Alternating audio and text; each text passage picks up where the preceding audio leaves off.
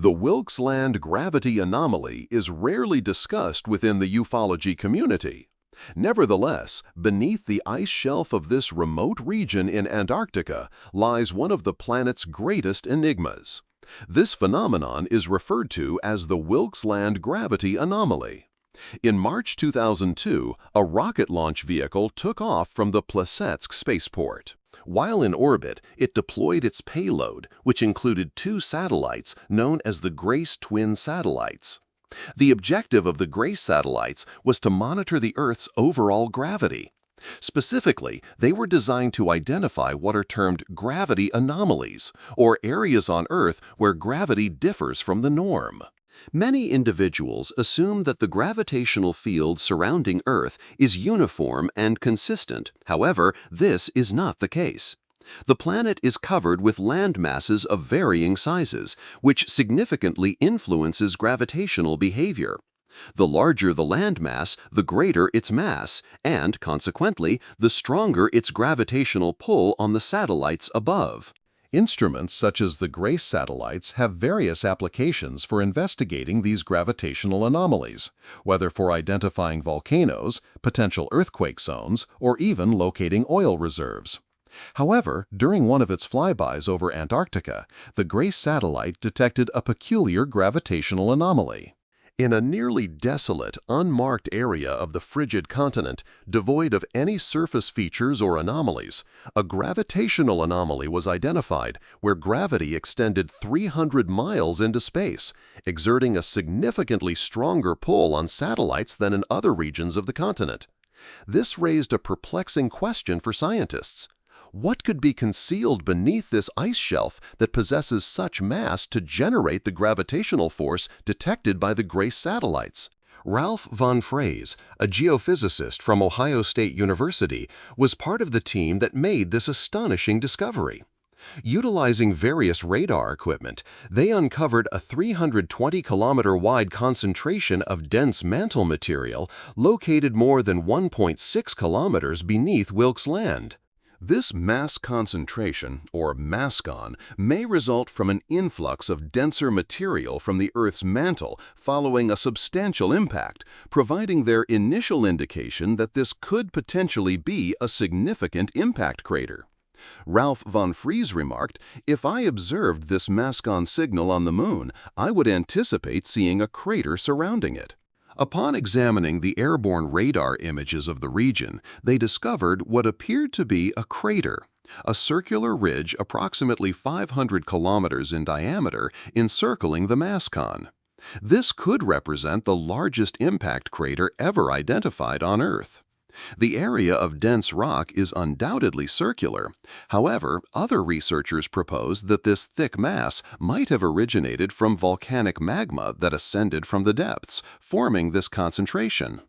It is important to highlight that this particular section of the mantle is significantly thinner than the surrounding areas of the continent, which effectively negates any theories suggesting that volcanic activity is the cause.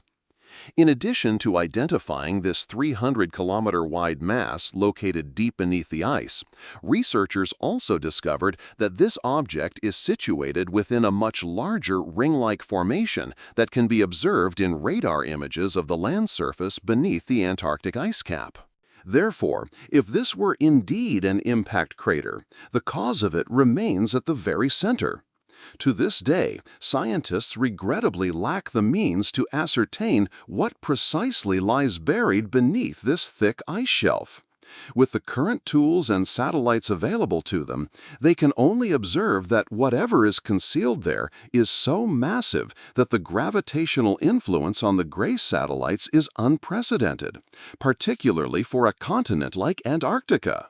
This continent has been enveloped in its own mysteries for many years. Theories range from secret Nazi bases allegedly constructed there during World War II, with some evidence emerging in recent years suggesting the existence of various entrances carved into the sides of mountains that exhibit a saucer shape and are located at a notably high altitude. This raises the question of how one would access these entrances without a vehicle capable of flight that matches the shape of the entrance itself. Following the collapse of the Soviet Union in 1991, the KGB declassified documents that illuminated the notorious Operation High Jump, revealing that the United States Navy conducted numerous expeditions to Antarctica for enigmatic purposes. Officially titled the United States Navy Antarctic Developments Program, Operation High Jump was a United States Navy initiative from the 1940s organized by Rear Admiral Richard E. Byrd. The operation began on August 26, 1946, and concluded in late February 1947. The task force comprised over 4,000 personnel, 13 ships, and 33 aircraft. Although the official reason for the operation was to, quote, establish the Antarctic research base Little America, many believe its actual purpose was to explore an entrance discovered toward the center of the continent that might have led to an inner Earth. Much of this information has been provided by Mr. Byrd himself, who recounted tales of his Navy fleet being attacked by saucer-shaped crafts that emerged from the icy oceans, nearly annihilating his entire fleet before ultimately escaping. Admiral Byrd was later quoted as stating that our primary threat here on Earth is not from the Russians, but from something located near the South Pole that possesses the capability to strike North and South America at will and with minimal warning. Some have speculated that the lost continent of Atlantis may be concealed beneath the thick icy shelves of the continent. Regardless of your theory, one thing is certain: Antarctica has long been a mystery for the research community and will continue to be for the foreseeable future. And what precisely lies buried deep beneath the surface of Wilkes Land? Unfortunately, we may never uncover the truth. For further information, please remember to share and subscribe to the channel. And as always, thank you for visiting.